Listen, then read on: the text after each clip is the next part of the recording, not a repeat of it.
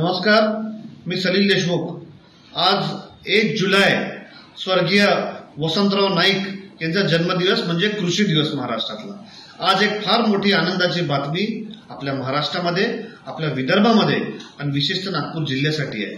आज आपल्या नागपूर जिल्ह्यातील काटोल तालुका येथील संत्रा प्रक्रिया केंद्र जे गेल्या 15 वर्षापासून 2010 पासून जे न्यायप्रविष्ट होता, गेला कुठेतरी आज मार्ग मोकळा झाला आहे।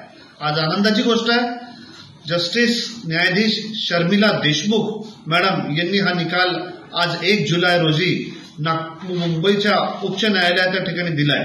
आणि आज आनंदाची गोष्ट, येणाऱ्या काळामध्ये आपला हा प्रक्रिया केंद्र चा मार्ग मोकळा झाला। येणाऱ्या दिवसामध्ये चांगल्या पद्धतीचा रोजगार या भागामध्ये, एक संत्रा प्रक्रिया केंद्र व त्याच पद्धतीने संत्र्याच्या सोबत असणारे जे पदार्थ त्याच्यापासून बाय प्रोडक्ट्स बनू शकतात, त्याच्यासाठी एक चांगलं केंद्र त्या ठिकाणी आपल्या विदर्भामध्ये सुरू झालं।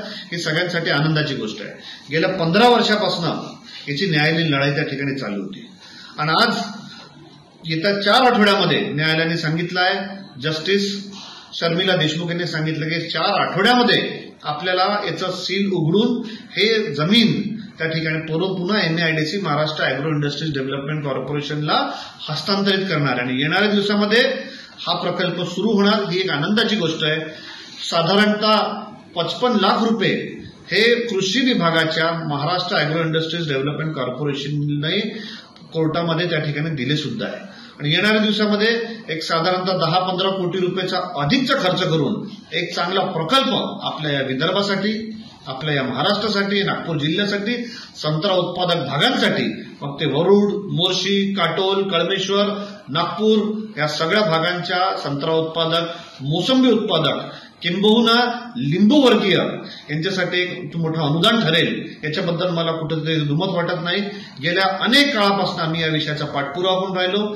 जेव्हा सन्माननीय अनिल बाबू देशमुख आपले वडील हे सुद्धा तुरुंगात होते, यांची सुद्धा न्यायालयीन लढाई चालू होती, त्यावेळेस सुद्धा या प्रकरणाच्या बाबत मी स्वतः कोर्टामध्ये वारंवार त्या ठिकाणी जात होतो। 5-6 वर्ष सातत्यपूर्ण पाठपुरावा करून, 5-6 वर्ष सातत्यपूर्ण या विषयाचा लढा देऊन कोर्टाच्या माध्यमातून आज आपली बाजू मोकळी झाली आहे। या गोष्टीचं अभिनंदन। आणि त्या गोष्टीसाठी आज मी या ठिकाणी आपल्या सगळ्यांना याची विनंती केली। आपण अशाच पद्धतीने आशीर्वाद द्यावा आणि चांगला प्रकल्प आपल्या या विदर्भामध्ये, या नागपूर जिल्ह्यामध्ये आपण त्या ठिकाणी काटोल डोंगरगाव इथे पुन्हा सुरू करू। धन्यवाद।